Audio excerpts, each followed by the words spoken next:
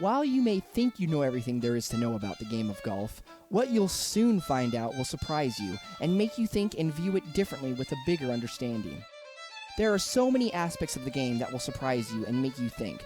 As I interviewed Sunshine Powers, a current Concordia student, I was amazed at what I heard about her being introduced to the sport.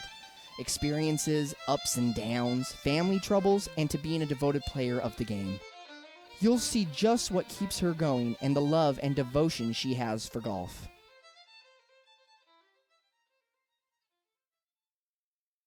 My name is Sunshine Powers. I'm 21 years old, and my dream is to be a professional golfer. I started playing golf when I was 4 years old. My dad was the one that got me into the game. He would take me out after school, after he got off work, and we went and practiced every single day. I think my favorite part of the game, I would have to say, is that couple of seconds when, right before the ball goes into the cup, it's just like you have butterflies in your stomach because you know that it's going in. This game has definitely taught me to be patient. It's a different sport, like other than basketball and football, where those kind of sports are fast-paced at all times. Golf takes time, and a real good golfer knows that you got to be patient out there to have some of the best shots that you'll ever have. And like my dad always used to say to me, practice doesn't make perfect. It's perfect practice that makes perfect. I knew I wanted to be a professional golfer when I started shooting in the 70s, and I saw a lot more of those scores than in the 80s. Some of the accomplishments that I've had over the years are getting my first home run when I was 12 years old, and my dad was the only one to actually witness that.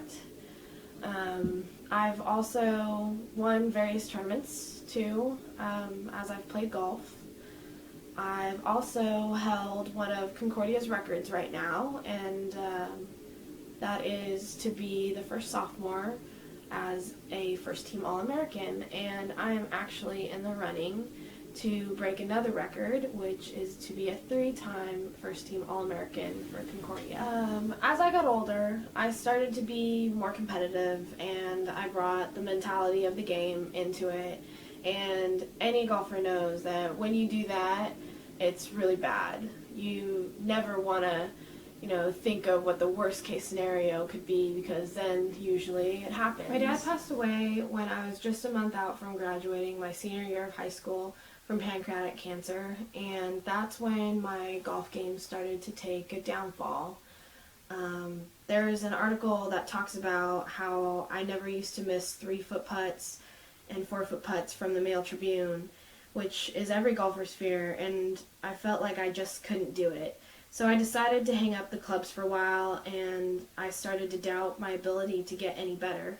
I had just lost my father, the one who I shared this game with, and it was like I had no desire to go on because he wasn't there for me to share it with. I followed her around and discovered that her love for golf runs deep, and to her, golf is just more than a game. My friends and my family are the ones that made me come back. They're the ones that kind of pushed me out that door and told me, this is what my dad would have wanted. This is what my dream should be. And that's when I, just started to see the silver lining at the end of this tunnel. And I realized I had an even bigger reason to play, an even bigger dream to pursue. Right now, I'm just 2 seasons away from completing my last and final year at Concordia University for my eligibility with golf, and that just means for me that I'm that much closer to heading towards the LPGA. I think my game is headed in the right direction that I want it to. The more that I play, the more better that I'm getting, and I've seen improvement for every single year that I've been here at Concordia University, and I look at every practice as definitely an opportunity to learn something new out on the golf course.